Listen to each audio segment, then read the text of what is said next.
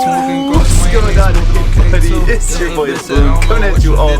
A brand new Supreme collaboration, man. We got a new Supreme band collab. It seems like they've been doing like one of these a year now, and this is actually a pretty neat one. We have the Melvins this week. This is actually a group that was founded in Washington, so that's a fun little fact. For those of you that don't know, I am from Seattle, so it's pretty cool to see something from close to home. Kurt Cobain was a huge fan of the Melvins. That's probably the most I really know about them, is he used to talk about them a lot in his book I read. I know you guys are already placing your bets with each other, like, oh, how much is Boone gonna glaze this one? Act like he knows this shit. I don't know that much about the Melvins. I really just know this iconic double-headed dog t-shirt that a lot of the vintage heads probably know about. It's cool to see them bringing out that design, but we're gonna cover this full collaboration today together. Let me know if you guys like it or not. I'm assuming a lot of you probably don't. This is honestly more so for the fans of the Melvins than it is Supreme fans, so yeah, let's talk about it. Drop a like if you guys enjoy, and let's get into this video. Let's actually crack in this lookbook. Starting it off, we got this hoodie, orange colorway, interesting choice, but I'm assuming this is an album cover. I'll put up a photo of the original album cover. I know there's several different artworks throughout this collection. I'm just assuming they're all probably album covers,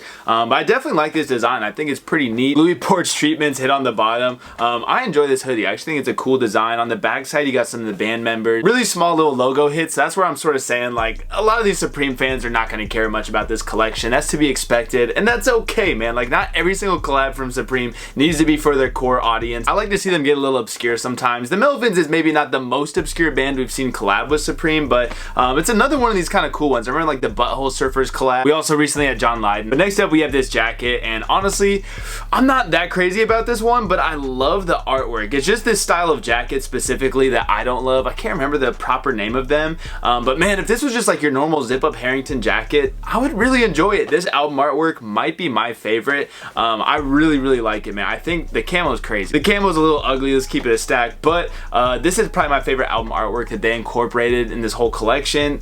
Should have been a zip up. But next up we have this polo shirt, and this one I'm really not a fan of myself, man. I could see this sitting on the website. It definitely has like a 2000s vibe to it. Hand drawn. It almost looks like this is like drawn on like a notepad or note paper in your classroom on a polo. This just screams like 2000. Even the guy wearing it himself, they always use this dude. I don't know who he is. I just don't know fucking anything, it seems like, anymore, man. I don't really like it that much though. I don't know. I wouldn't personally buy it.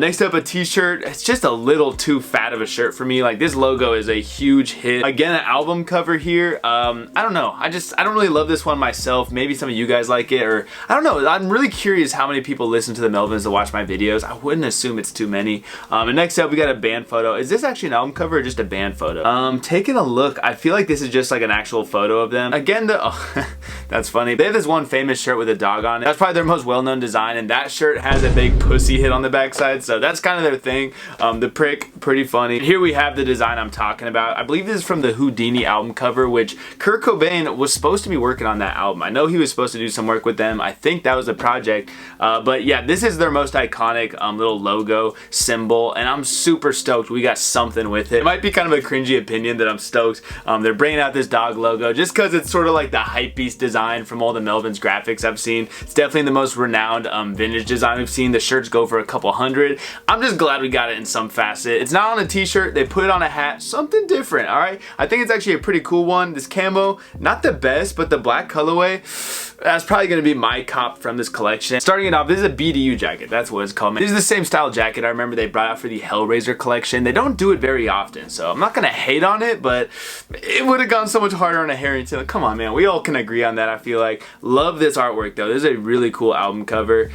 This blue color, really nice. The black's not bad. The blue's probably my favorite. One of the better items from this collab, but we all know it's going to be expensive. It's probably going to sit on the website. But moving on, we got the hoodie. I want to see these other colorways. Ooh, the green on...